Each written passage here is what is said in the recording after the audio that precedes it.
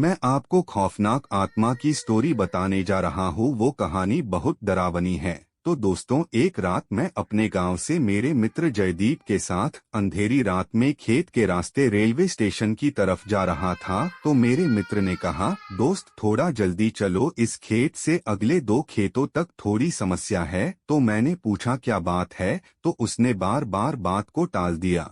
लेकिन मेरे ज्यादा दबाव डालने पर उसने पूरा किस्सा सुनाया। बहुत साल पहले अपने गांव से रात को इन्हीं खेतों से एक आदमी साइकिल लेकर गुजर रहा था। रास्ते में वो फोन पर बातें करने के लिए रास्ते में रुक गया। उसके बाद वो जैसे थोड़ा चला, उसे किसी बच्चे के रोने की आवाज आई। तो उसने सोचा रात को पहरा देने वाले का बच्चा होगा, लेकिन तभी याद आया कि ये खेत तो सुंदर काका है, जो 3 साल पहले यहाँ फांसी लगाकर मर गया। वह आदमी सहमे हुए कदमों से आगे बढ़ता रहा और उसके दिमाग में उन लोगों की बातें याद आई कि इस खेत से गुजरते वक्त रात को कभी पीछे मत मुड़ना, कोई रास्ता पूछे तो उसके आंखों और पाँव को मत देखना, कोई कितना भी बोले मत सुनना। ये सब बातें दिमाग में सोचने से उस आदमी की हालत बहुत बुरी हो गई और सोचने लगा कि उसने यहाँ आने से पहले ये सब क्यों नहीं सोचा।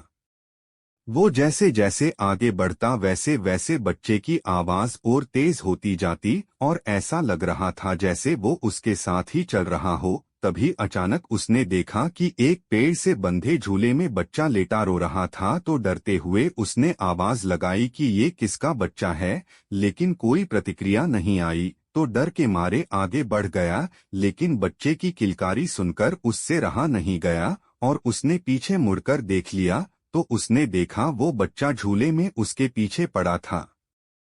रहम के मारे उसने उस बच्चे को गोद में उठाकर भागने लगा। थोड़ी देर बाद वो बच्चा उसे भारी लगने लगा और देखकर चौंक गया कि उसके पैर लंबे होकर जमीन को छूने वाले थे। उसने घबराकर बच्चे को गोद से गिरा दिया।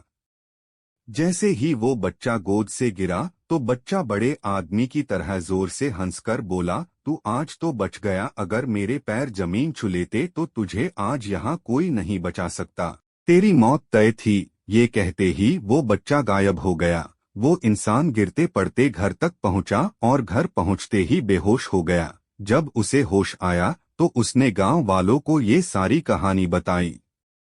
जैसे ही मैंने ये किस्सा सुना तो घबराहट के मारे बिना पीछे मुड़े ऐसा जोर से भागा और कभी उस प्रेत बाधित खेत से रात को नहीं गुजरा।